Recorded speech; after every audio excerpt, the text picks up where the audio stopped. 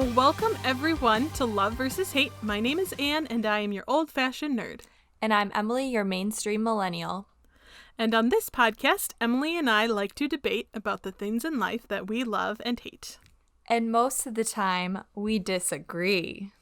Oh, Emily, I'm so proud of you. Just love pleasing Anne and like sticking to the script. Such fun. Yeah. I mean, if you really don't want to, it's okay. I want you to be happy too. It's fine.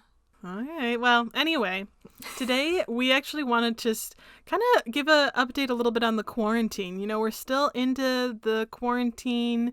We're still apart. So sad. It's real sad. It is sad. Yeah. I really don't like it that much. I know. It's so weird because Anne and I work together, so we're used to literally seeing each other every single day, Monday through Friday, sometimes on the weekends even too, just because we're just like, oh my gosh, I don't know what to do without Anne. I don't know what to do without Emily. Like, And so it's really weird. It's so weird. Not see each other every day. We talk to each other pretty much every day, but it's not the same.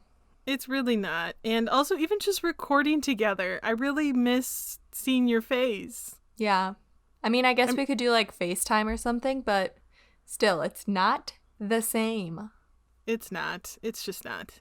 The atmosphere is just different. Yeah.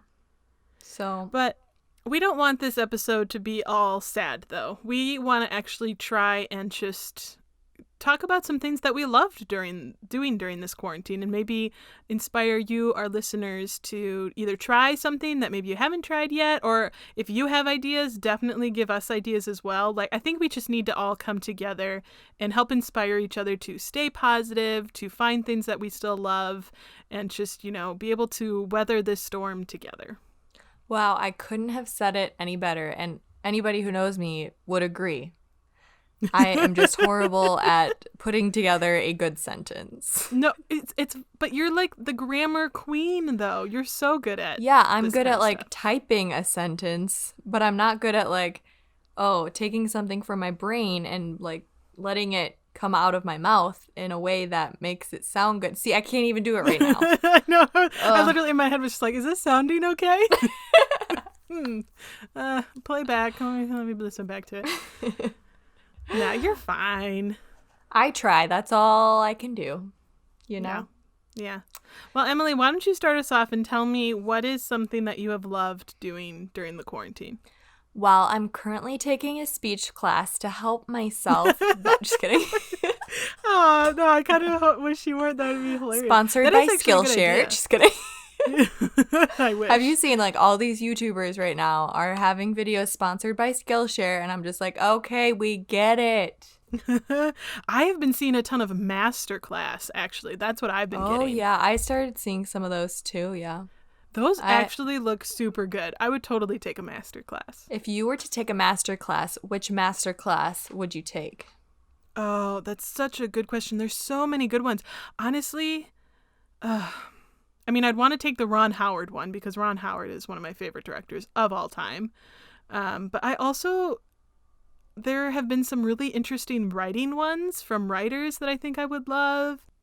I also saw one from Neil deGrasse Tyson, which I think would be amazing. Emily, you would hate it. Guess what the topic is on. Do you know who Neil deGrasse Tyson is? No. Is he an anime person or something? No, he's a space person. Ew, disgusting. No, he's not actually like, I actually don't know exactly what his credentials are, but he's in like, you name any space documentary, Neil deGrasse Tyson is probably in it. Like, he has just done millions of space documentaries. He is a huge enthusiast and scholar, and again, I don't know his exact credentials, but he's just like super well known in the space industry because he's kind of the face of space in a way, but he's not like a part of NASA. But he does stuff for it. Like he narrates and he does a whole bunch of stuff just like about space. I am going to be completely honest and just let you know that I totally spaced when you started talking about space. I did not appreciate that pun. That pun was not appreciated by me. That was a good one.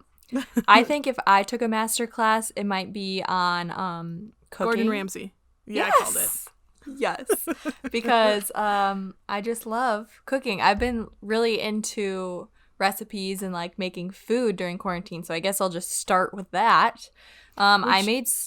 Oh, go ahead. I was just gonna say, which is honestly to the, it's saddened me because she sends me pictures of the food she makes, Yeah, buddy. and I don't get to eat it. Yeah. So yesterday I made some spinach artichoke parmesan dip, like the Ugh. stuff that you get at Costco that we would normally eat in the office, and it was real good, Mm, if I do say so myself. I'm jealous. What else? Oh, I made kielbasa and veggies in the oven, and it was really good too. So easy and so delicious. And then I made chicken enchiladas the other night, which, if you have not tried putting refried beans inside your chicken enchiladas, 10 out of 10 would recommend. And yeah, I've been watching a lot of Chopped, the show. Have you ever seen Chopped? I might have seen an episode here or there on HGTV or when we were out like in a hotel on vacation or something, but I've never watched it religiously by any means. On HGTV. Or whatever, the cooking channel, whatever. I guess HGTV probably wouldn't have cooking. Whatever. Okay, yeah. So yeah, I've been watching a lot of food, which probably isn't good because then I've just been eating so much. It's not good. So, yeah. I have not gotten into the cooking scene, not gonna lie. I mean, I don't really like to cook to begin with, so that's probably why. And the other thing is, I do not like going out to the grocery store right now, if I can avoid it, just because, don't Corona. Corona, the Rona's out there. You never know.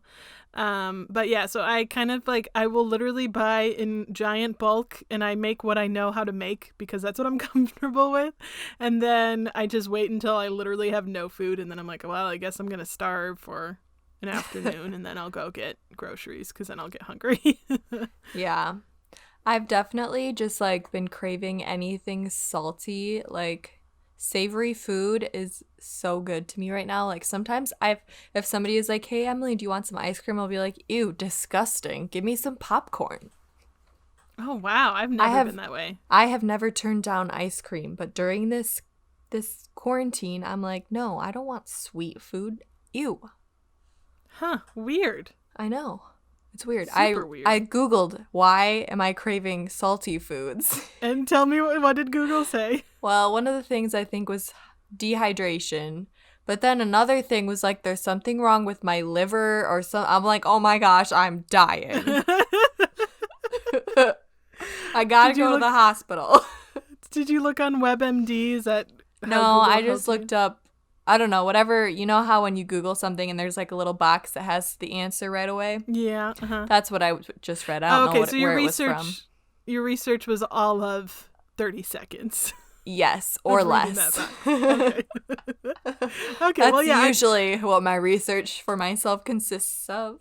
that is sound medical advice, and I agree. You should go to the hospital. Yeah. So, enough of me and my recipes and savory deliciousness. And what have you been doing? There has been a giant resurgence, I think, of puzzles. Ugh, I agree.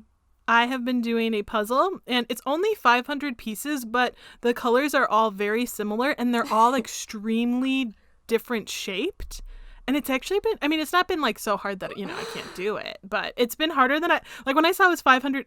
Oh, by the way, this is from my roommates because I don't have any puzzles, but I looked in our closet and saw that my roommate had a couple. So I was like, oh, I'm totally doing one of these puzzles.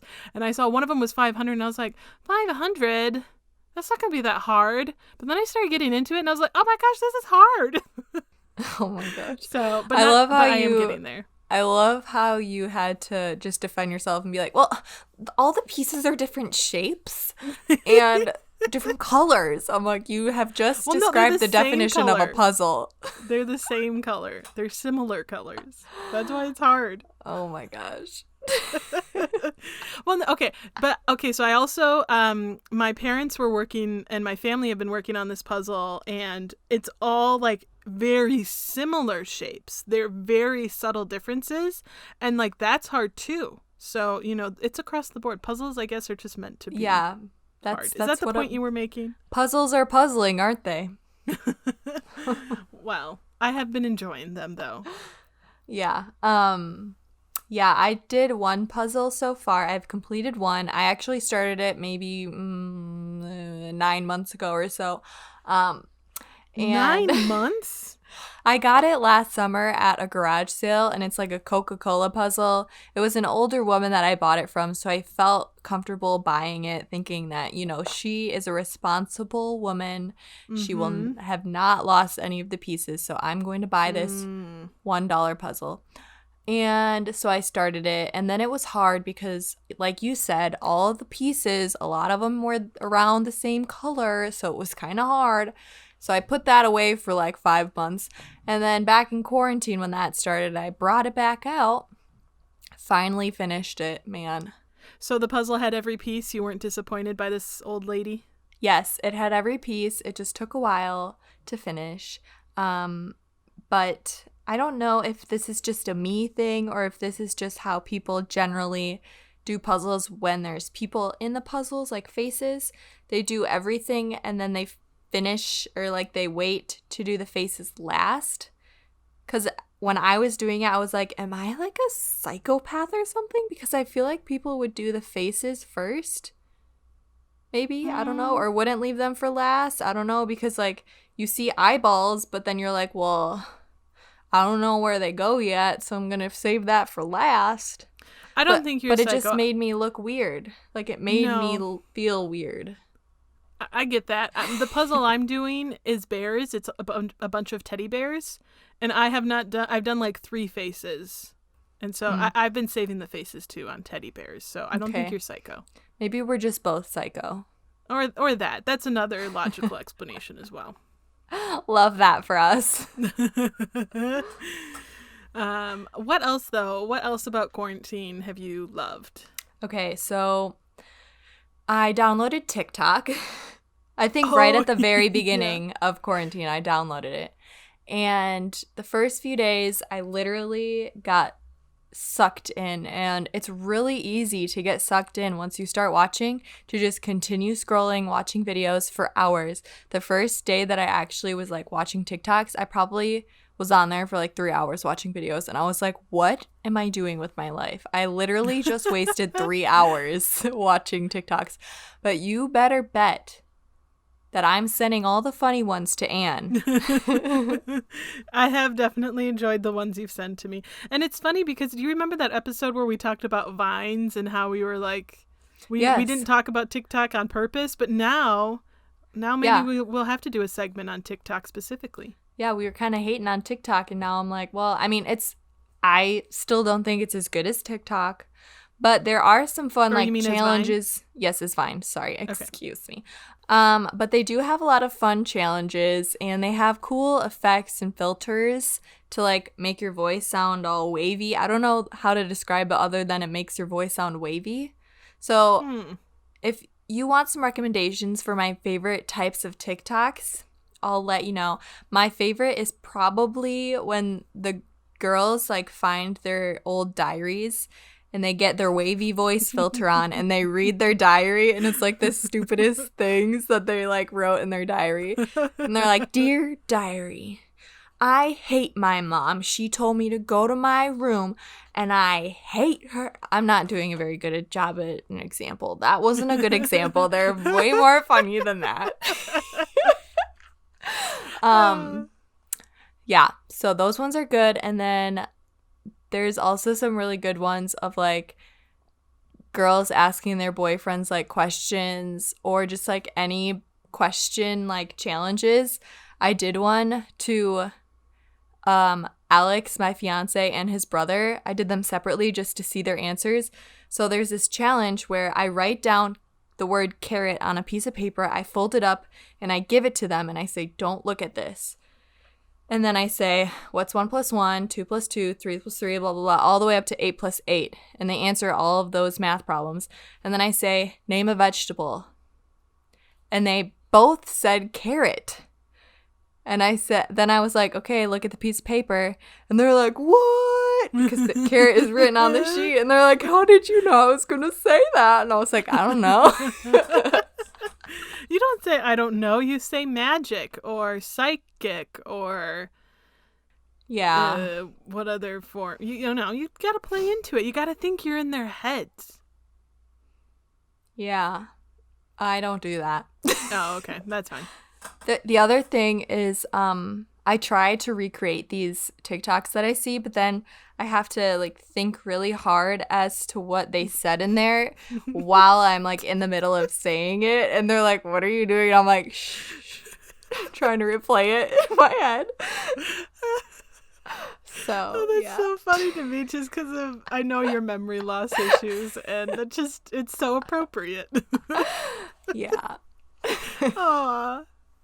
That's hilarious. I think that honestly, well, I mean, I would find that funny and probably our listeners would find that kind of TikTok funny, but I don't know if the rest of the world would.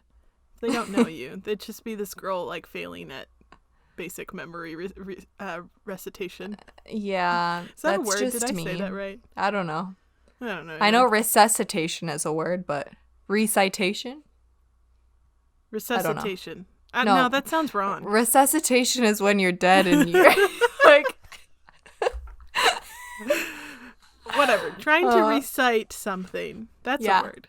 Yes. I'm confident on that one. Yeah. There you go. See, I don't speak good either. We're a good combo. I know speak good. I don't. I speak no good. Oh, there's another challenge on TikTok. I just remembered because I wrote it down and I read it. Where it's like a cracking back challenge, and these people put... no, Emily, you know I'm not going to like this. These people put raw noodles, like uncooked noodles, in their mouth, and then they asked, like, their dad or their boyfriend or whoever to crack their back, like, pick them up, and then they bite down on the noodle when they get picked up, and then the person thinks that, like, they killed them. That's really funny. I could see that being funny. If you ever did that to me, I would actually die, though. I hate that. Ugh. Yeah, and, like, I crack my back a lot and my neck and my knuckles and everything. And Anne literally freaks out. She's like, Emily, why would you I have a do physical that? reaction. Yeah, she like shakes her whole body like, that was disgusting. Emily, you need to warn me. And I'm like, no, I don't. You can tell when I'm about to do it. No, I can't because I'm usually not looking at you. It's fun. Ugh, it's not fun. 'Tis fun. Jeepers. Well, one thing I have loved from quarantine, have you watched Some Good News? No. Really? Oh, wait. That's With the... John Krasinski? Yeah, I watched the first episode. Oh, okay. Well, you need to watch the others, mainly because Hamilton is featured in episode 2. And I just have to say, for the record, I'm putting this out for the record for forever. The little girl, I mean, I know, you know, like when you're in the moment. Okay, so basically, for our listeners who may not have watched the episode or know what happens, John Krasinski is doing this show where he's just really bringing like good news, and he's trying to like put good back into the world, and it's really good. I highly recommend it on YouTube. And on the second episode, this girl who had tickets to go see Hamilton, which obviously got canceled because of Rona, he actually got the entire original Hamilton cast to come onto a Zoom call and sing for her. Which just the entire cast. Like Lin-Manuel Miranda, Daveed Diggs, all of them. Anthony Ramos? Leslie Odom Jr. What? Anthony Ramos? Yep, all of them. Even the like support cast and stuff. And the little girl, I mean, when that happens, I don't know how I would react either. And so, like, I'm not blaming her, but a part of me is like, I feel like they wasted that on her. Wow. Like, she did not appreciate that enough. I would have been freaking out. I probably, but yeah, that's all. Wow. I'm not saying I've seen Hamilton and she hasn't, and so she deserved it. I'm not saying she didn't deserve it. I'm just saying her reaction was not satisfying enough to me. Like she just kind of smiles and Wait, she's how like, old is this little girl? she's probably like 9. Anne roasting a 9-year-old. Just not okay, Anne. I know, I'm really mean. Like I said, I'm not saying she didn't deserve it. She 100% did. And Why did she deserve it over everyone else that bought tickets, though? See, I don't know about that one. I don't know. Why would they like not invite everyone to the Zoom call is my question. That seems very unfair. And if I had tickets, I would be very upset. See, you should, you know what though? You know what, this is an opportunity, Emily. Because if you can write to John Krasinski, and if he listens to this podcast, we can be like, hey, yo, love Some Good News, doing great job. But hey, why didn't you invite everyone from who had Hamilton tickets? Also, can you please introduce me to Jenna Fisher. Thank you Please. very much. P.S. Love you. Bye. Maybe that could be part of his good news his Some Good News segment, is he gets Jenna Fisher's #1 fan and he introduces them through a Zoom call. And I then would be can so watch... nervous. I wouldn't even know what to say, Anne. I would probably be like that little girl. I don't know how she acted, but I would probably have a reaction that you would be like, why did you do that? Exactly. Yep, that's exactly what would happen. I would react and be like, Emily did not deserve that. No. Wow. Wow. But hey, I'm just saying, we need to keep this going. Someday, Emily, this podcast is going to be big and you're going to meet Jenna Fisher because of what we're doing. All right, if you say so. I believe, Emily. You got to believe. Well, I feel like I can't write John Krasinski and like tell him negativity on his good news show. I just feel like that's not okay. That's not right. That is just going against everything I believe in. I am such a positive person. I would never say anything negative ever. Ever. Got it? Wouldn't you agree? I think we need to replay the clip to whenever Emily was negative towards me. Let's just replay all of them right now.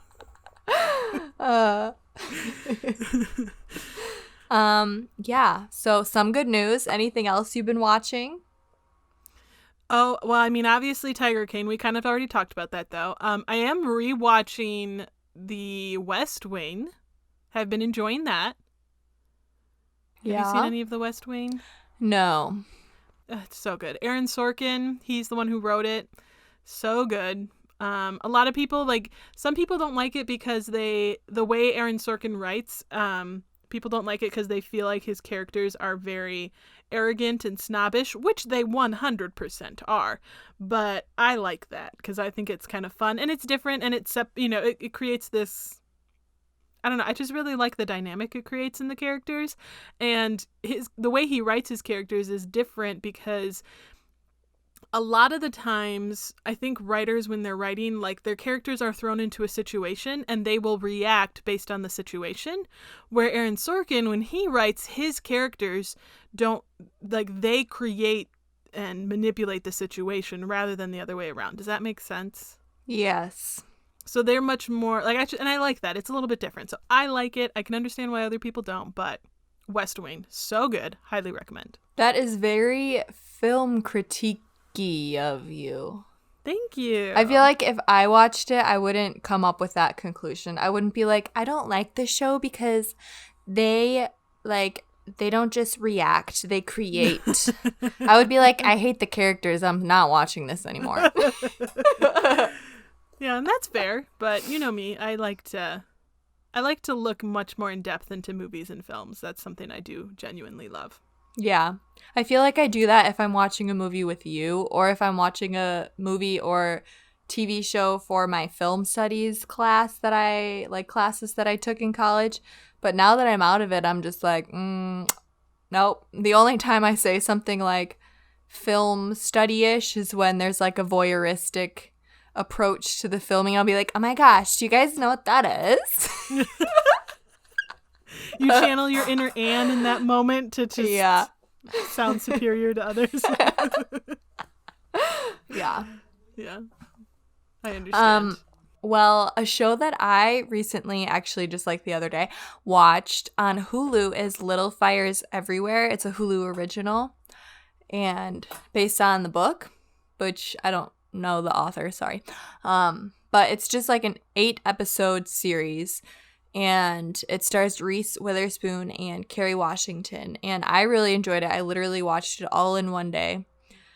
And it's kind of like a mystery, thriller, drama type of a show. It's pretty good. Is it like crime mystery? Not really. I mean, it's basically, I'll tell you this because the first episode at the very beginning, you see it. It's like a house is on fire and they're trying to like figure out who started the fire. Okay, gotcha. So yeah, that was really good. I really enjoyed it. And I'm making Alex watch it. And afterwards, I always like to go on IMDb. I'm obsessed with that app. And I just read reviews and like all the random facts I can about it. And literally all the reviews are like, I love the show, but I hate Kerry Washington's face. Every single review was like, Kerry Washington's horrible. I hate her face. I hate her face. And I was like, I didn't notice anything about her face. Aww.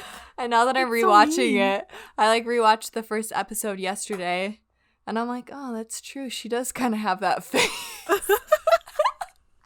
Don't conform, Emily. Resist. I know. I'm like, well, it kind of matches her character, so I think it's okay. Yeah.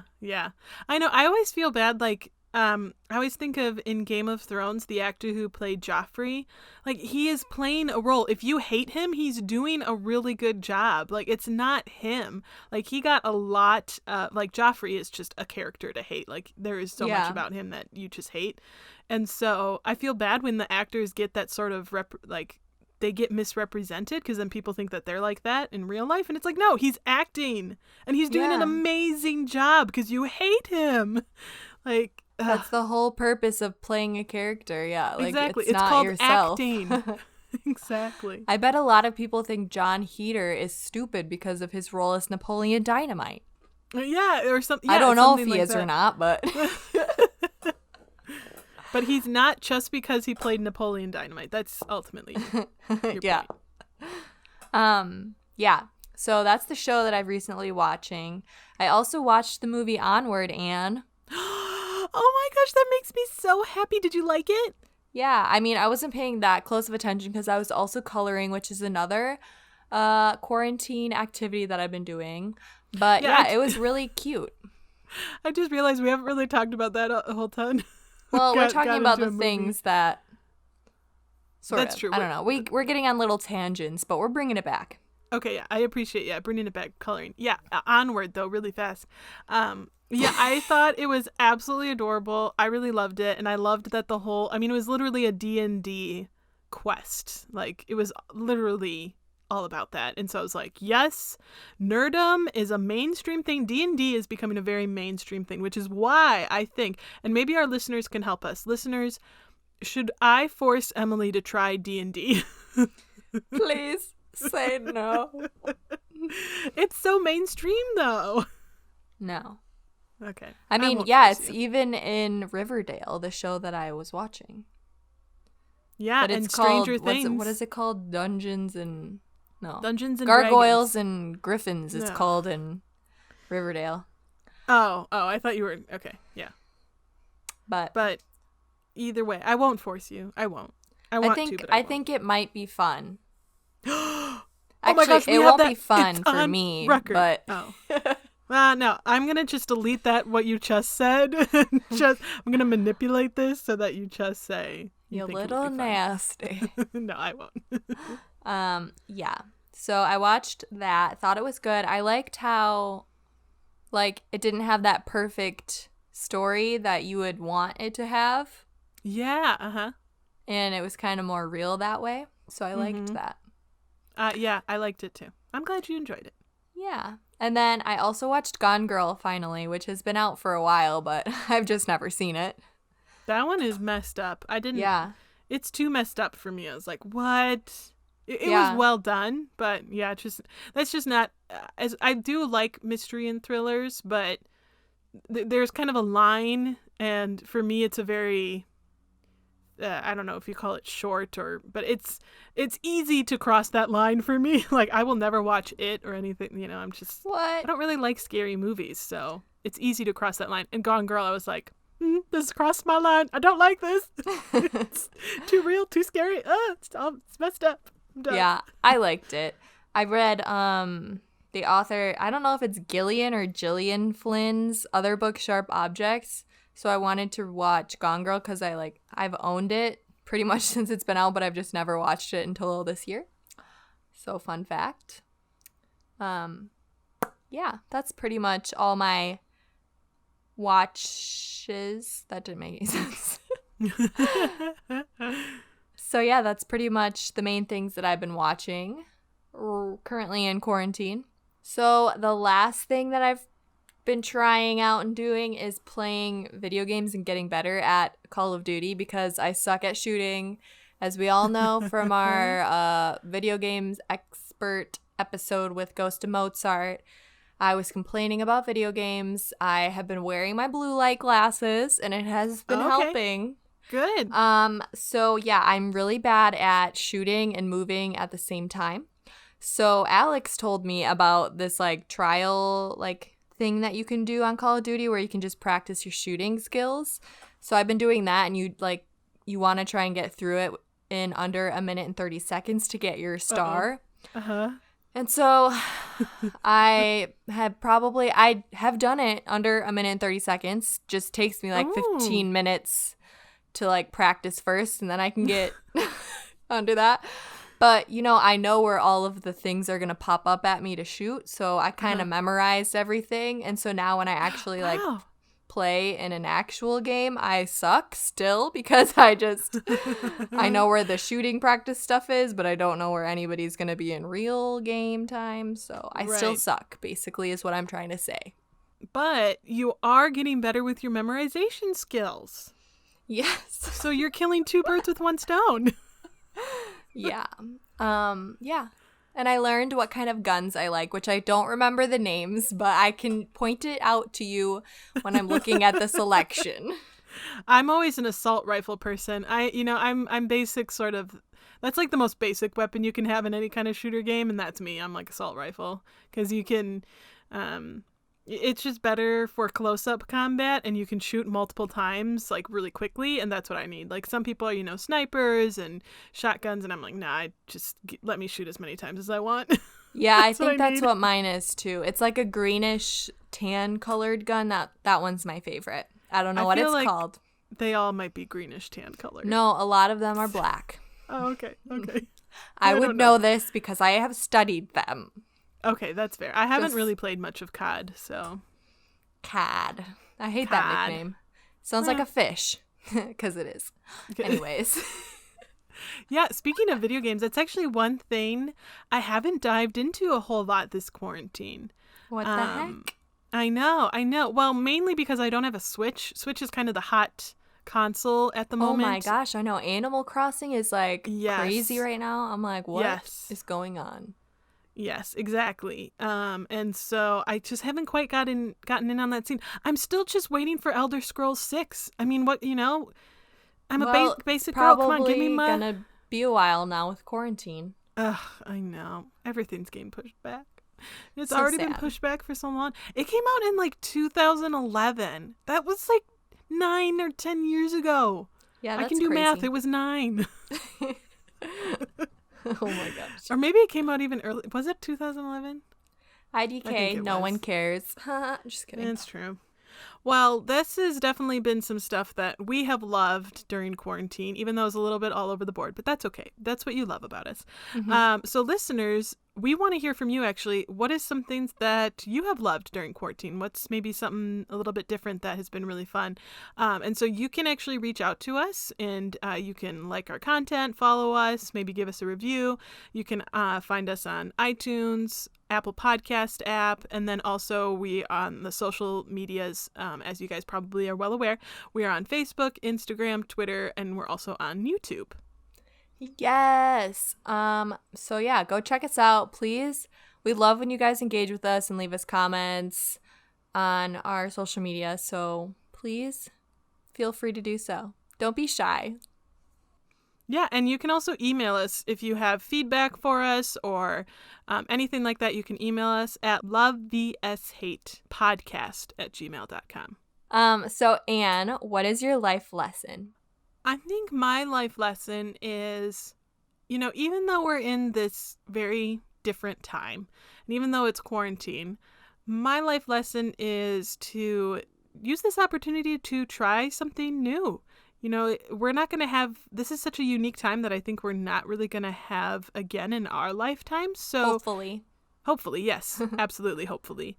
So take this opportunity. If you have the opportunity, just take the time to try a puzzle or try a new recipe, or just do something new for yourself. And I will also want to encourage, once you do this thing, share it with a friend and tell a friend about it, tell a family member about it, and I think that'll encourage them as well to try something new. Yeah, that's a good one. What about you, Emily? I would agree and echo what you said and just like embrace the time that we have, and like obviously lots is changing right now, and like your routines are probably not the same as they normally are. So just embrace the change and just like be open to new opportunities that might come your way. Like maybe you want to try it and start a podcast during this time, or you want to start a blog. Like just don't be afraid and just do it. The least you can do is try. And I just want to leave you off with this little question for you, Anne, okay? Okay. Hold on, I gotta think of it. Would you rather eat a baby goat or a Matterwitchu? I think I know how you want me to respond, so I'll do that. What's the matter with you? Ugh! Did I ruin it? Yes. So annoying. What was I supposed to say? You're supposed to be like, what's the matter with you? What's the matter with you? Nothing. What's the matter with you? That was just a bad joke to begin with. I thought it was funny when I saw it on TikTok. Yeah, but then when you try to recite it, that's the part where it fails a little bit. Good luck, everyone.